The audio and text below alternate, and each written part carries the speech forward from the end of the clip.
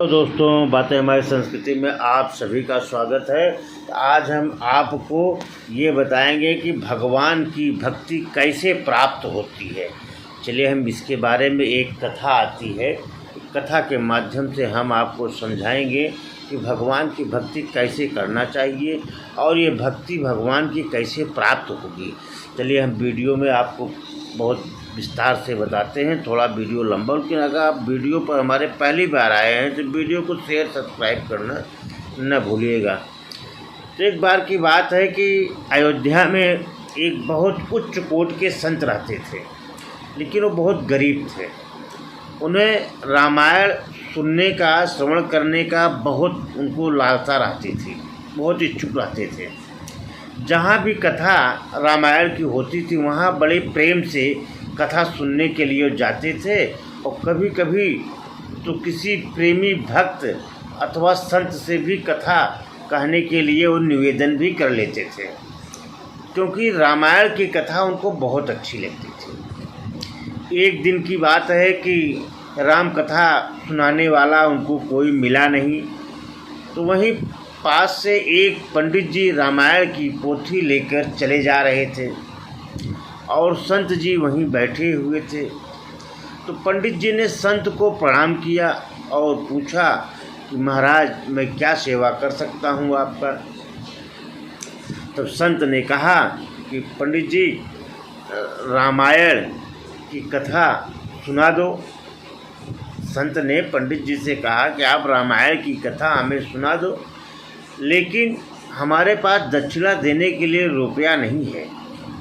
हम तो गरीब साधु हैं, माला लंगोटी और कमंडल के अलावा मेरे पास कुछ है नहीं, और कथा एकांत में सुनने का हमारा मन बहुत कर रहा है। तब पंडित जी ने कहा कि ठीक है महाराज। संत और कथा सुनाने वाले पंडित जी दोनों सरयू नदी के किनारे जाते हैं और वहाँ जाकर बैठ जाते हैं, और पंडित जी और संत रोज़ सही समय पर आकर वहीं उपस्थित होते हैं और कथा शुरू हो जाती है।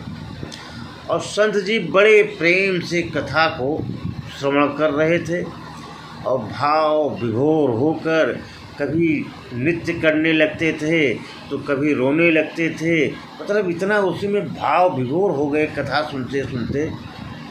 जब कथा समाप्त हुई तब संत ने पंडित जी से कहा कि पंडित जी, अपने पास आपने तो बहुत सुंदर कथा सुनाई है और आपकी कथा से मैं बहुत प्रसन्न हूँ।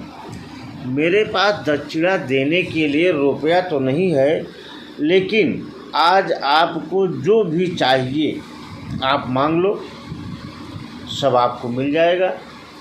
संत सिद्ध कोट के प्रेमी थे। श्री सीताराम जी से उनका सीधे संवाद होता था राम जी से। तो पंडित जी बोले कि महाराज, हम बहुत गरीब हैं, हमें बहुत सारा धन मिल जाए।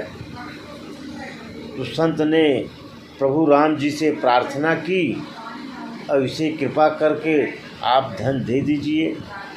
तो भगवान ने मुस्कुरा दिया। तो संत बोले कि तथास्तु, जाइए, आपको धन मिल जाएगा। फिर संत ने पूछा कि मांगो और कुछ अगर आपको चाहिए पंडित जी तो भी बता दो। तब पंडित जी ने कहा कि हमारे घर पर पुत्र का जन्म नहीं हुआ है, तो अगर हमें एक पुत्र भी मिल जाए तो अच्छा होगा। तो पंडित जी ने फिर से भगवान से प्रार्थना किया। संत ने फिर से भगवान से प्रार्थना किया। फिर श्री राम जी मुस्कुराए तो संत बोले कि तथास्तु, जाइए, आपको एक पुत्र की प्राप्ति होगी। तुम्हारे यहाँ एक बहुत अच्छा ज्ञानी पुत्र जन्म लेगा। फिर संत ने कहा, और कुछ अगर मांगना हो तो मांग लो। पंडित जी बोले कि श्री सीताराम जी की अखंड भक्ति और प्रेम हमें प्राप्त हो जाए, बहुत अच्छा है। संत बोले, नहीं, ये तो नहीं मिलेगी। तब पंडित जी बहुत आश्चर्य में पड़ जाते हैं और कहते हैं महात्मा से कि महात्मा, ये क्या आप बोल गए? पंडित जी ने पूछा कि भाई ऐसा क्या हो गया कि हमें नहीं मिलेगी प्रभु की भक्ति सीताराम की? तो पूछा तो यह बात समझ में नहीं आई। संत बोले, तुम्हारे मन में सबसे पहले प्राथमिकता थी धन।